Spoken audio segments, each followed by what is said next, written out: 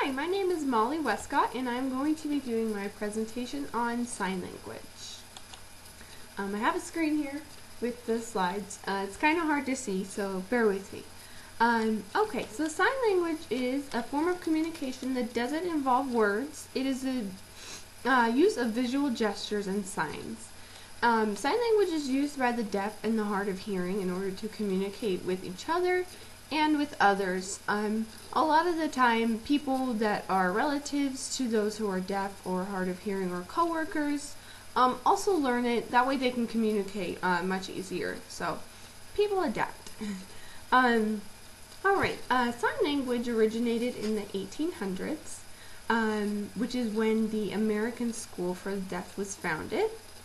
The founders were Laurent Cleck, Thomas Hopkins, and Mason Cogswell, and the American School for the Deaf was actually the first place used for in-deaf education. So that's pretty important in the timeline and the history of sign language. Okay, now sign language plays a big part in education. You wouldn't really think that it does, but it really does for those who are deaf and hard of hearing and those who just want to learn the language. The first issue that I found was a big issue at the University of Oregon. A ton of students took all these sign language courses, and they learned the language and the culture and the pronunciation and the word order and all that, which is very complex.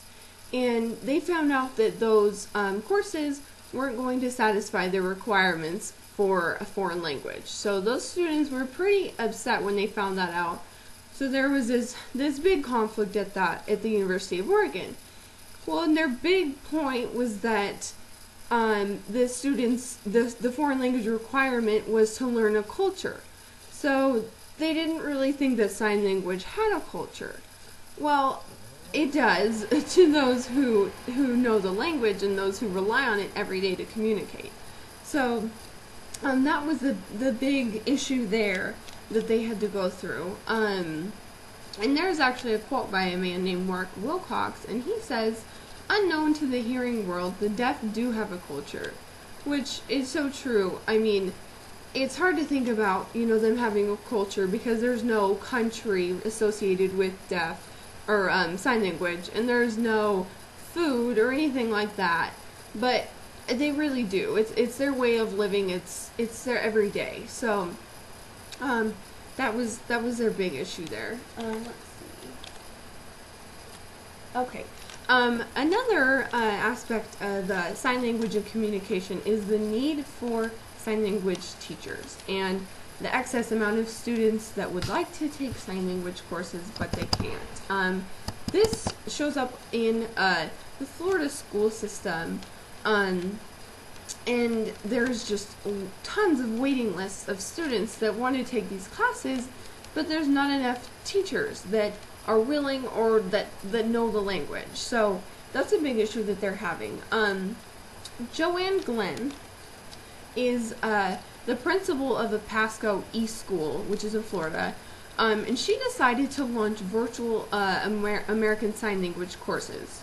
So just like we take online courses right now, we're in one, that's what they decided to do with that. So it allowed a lot more students to take the courses, which was great. So the waiting lists were diminished, and all the students were able to take the courses. And they use things like Skyping and videotaping and, like we use Tegrity lectures and stuff like that to take the courses. So that was a really good solution to their problem in Florida. Okay. The next thing I'm going to speak about is sign language in infants. And you're probably thinking, what? Well, imagine being able to communicate with an infant before they can even speak. Well, it's possible with the use of sign language. Babies who are as young as 8 months old have been known to learn sign language, which is amazing. And there's also some issues with that. People have thought, well, if I teach my infant sign language before they can speak, is that going to affect how they speak? And their English and all that. Well, there's been a lot of studies. Let's see. Yeah, there's been research and studies that show that signing does not stunt a baby's verbal ability later in life at all. So that's really good. And also, you were thinking, well, why would you even teach a baby sign language? Well, before children reach age 5, that's when their language development is at its peak. So they can learn it easier at that time than at any other point in their life. So, I mean, it's a plus for them. They're going to know it their entire lives, and they can learn it easier then than they would at any other time. So, that's a plus to that. Let's see. Okay. So, to sum everything up, sign language is a complex form of communication that has an impact on those who are deaf and are hard of hearing and those who aren't. It's just like any other language in the world with its own complex rules for pronunciation, word order, and complex grammar. So that's my presentation, and that is the end, and thank you for listening.